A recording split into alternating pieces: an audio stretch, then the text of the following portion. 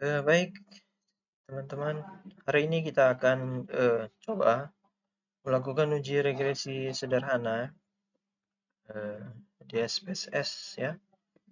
Kali ini kita akan gunakan SPSS 25 lagi.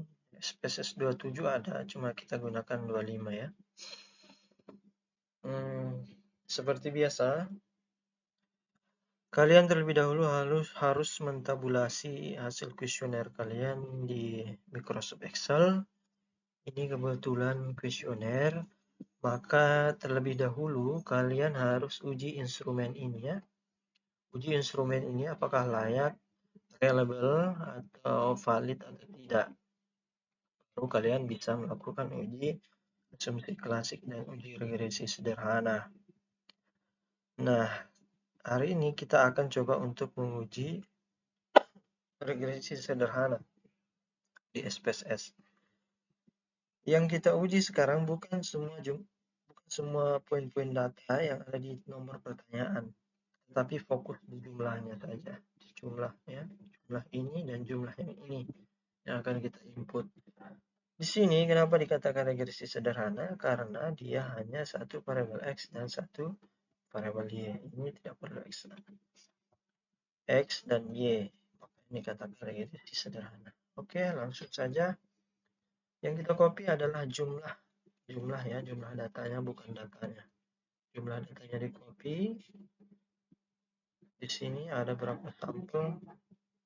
Nah, di sini ternyata ada 98 responden di copy, kemudian kita pastekan di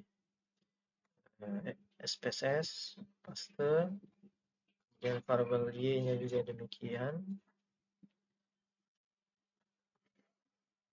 Copy jumlahnya di blok. Setelah di blok, kita Ctrl C, kembali ke SPSS, letakkan di sini, kemudian Ctrl V. Nah, kita bisa mengubah nama variabelnya dengan klik variabel view, kemudian pilih name, ini adalah variabel x dan ini adalah variabel y. Kemudian apakah ada desimal? Ternyata tidak ada, jadi kita nolkan saja ya. Kemudian yang x ini adalah produk ya, judulnya inilah pengaruh produk terhadap keputusan pembelian. Kemudian y-nya adalah keputusan pembelian. Apakah ada pengaruhnya? Mari kita uji di regresi sederhana. Klik data view kembali, kemudian analyze ya, analyze, kemudian pilih regression, kemudian linear. Setelah itu pindahkan variabel x ke independen, kemudian variabel y ke dependen. Variabel x-nya di sini independen ya. Kemudian variabel y-nya keputusan pembelian di variabel dependen ya. Setelah itu klik plot ya. Kemudian cari spreadsheet. Nah, ini spreadsheet, pindahkan di kolom Y. Klik tanda panah ke Y. Kemudian cari lagi spread ini. Spread. Pilih ke dalam kolom X. Klik. Setelah seperti ini, centang histogram dan juga normal probability plot. Continue, kemudian kita klik OK. Nah, muncullah hasil dari regresi sederhana, sekaligus dia punya nilai dari uji normalitas, kemudian heterokedastisitas ya. Heterokedastisitas. Cara membacanya adalah yang pertama, perhatikan dari kolom model summary ya, model summary.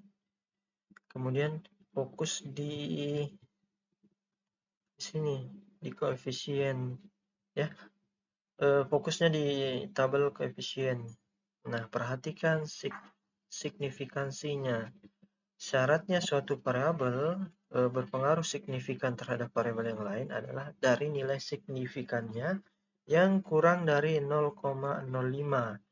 Untuk variabel produk, apakah dia berpengaruh signifikan terhadap keputusan pembelian?